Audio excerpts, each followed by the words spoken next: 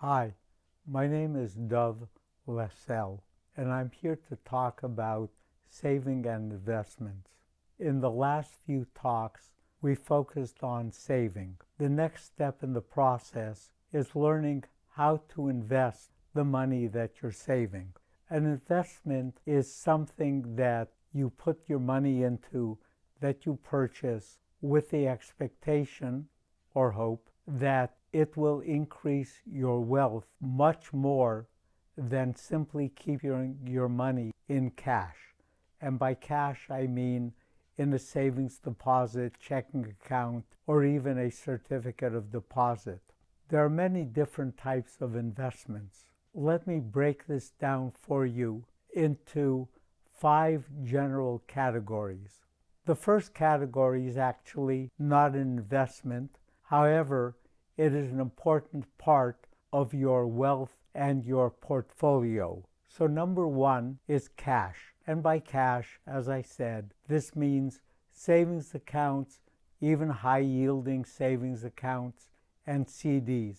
Number 2, stocks. Number 3, bonds. Number 4, real estate. And number 5 is sort of a catch-all that really takes the place of somewhere between investments and hobbies. This would include things like precious metals such as gold and silver, collecting antiques, collecting, for instance, high-end watches or cars. This latter category is a mix between hobbies and investments because these are not the traditional kind of investments you might make. Let's start talking first about number 1, cash. This is really not an investment, but it's an integral part, an important part of your portfolio. You should keep usually about 5 to 10% of your wealth in cash. Again, it depends on the individual. Let me add a disclaimer here. This talk is one about educating you as to how to save and invest. It is not investment advice. Investment advice should be taken from a licensed professional, not from talks like this that are primarily educational. Now you might ask, why should cash not be considered an investment? And number 2, why should I keep money in cash? So number 1, cash is important both as ballast to your portfolio and as a source of ready money for unexpected expenses. These could be things like your dog needs to go to the vet, your car got into an accident. Another unexpected event is like what we are going through now in this pandemic. COVID-19 should show you, if nothing else, that no matter how secure you think your job might be, one cannot rely exclusively on that. It's good to have at least 3 to 6 months worth of expenses in cash in your bank account.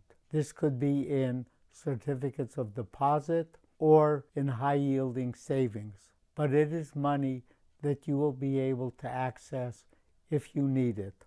One of the benefits of having cash on hand is that, as we've seen in these last few months, when you need the money, you cannot always be sure that your investments are to be sold at the right time. In other words, for many people who have lost their jobs during this pandemic, if you have all of your money in stocks or bonds and you feel like you need to sell them right away, you may be selling them at a much lower price at a very inopportune time. Therefore, having some cash is a good idea. Now, why is this not an investment? Investments tend to be long-term places where you can keep your money that will return a higher yield than simply what you can get as interest in a bank account. The stock market, for example, has returned about 6 or 7% per year over the decades. Bonds have returned a higher return than cash in the bank. Right now, the cash that you have in the bank yields virtually nothing.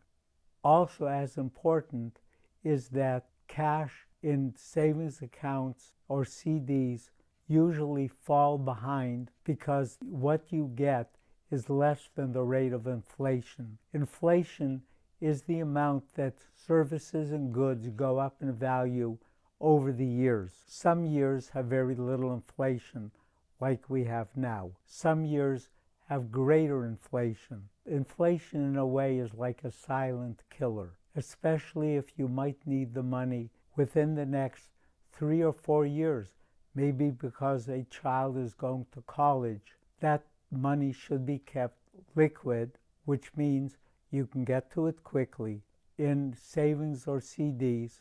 And when you look at a short time period, that will be little affected by inflation. Now, before I end this talk, and the future talks will focus on stocks, bonds, real estate, etc., there's one type of cash that I would like to mention to you that you should look into. These are called I bonds. The I stands for inflation, and even though they are called bonds, they are really as close as you can get to cash in the bank. These are bonds issued by the U.S. government. If you go to their site at the Treasury Savings Direct and look up I bonds, you can buy up to $10,000 a year and an extra $5,000 if you use a refund from taxes. The I bonds give you a small amount of fixed interest every year, plus every 6 months they will give you additional interest in the form of inflation that is equal to the inflation rate determined by the government for the next 6-month period. You cannot sell these for 1 year. After that, they can be sold and you can get your money back. There's no cost to buy them. The nice thing about these is that they will keep pace approximately with the general inflation, and at the same time, they are close to being as good as cash as you can get. In the 2nd through 5th year, if you need to sell them, the Treasury will charge you 3 months worth of interest, which is a relatively small amount. After 5 years, you can sell them with no cost and no penalty. This is something for you to look into as an alternative to savings accounts. Another benefit to these I bonds is that until you sell them, the interest that you accrue is tax deferred, which means you do not pay taxes on them until you sell the I bond.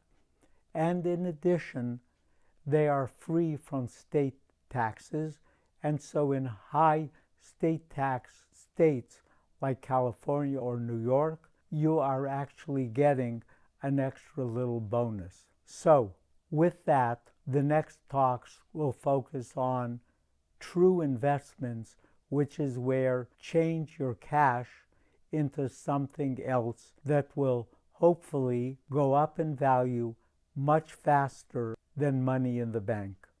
Thank you.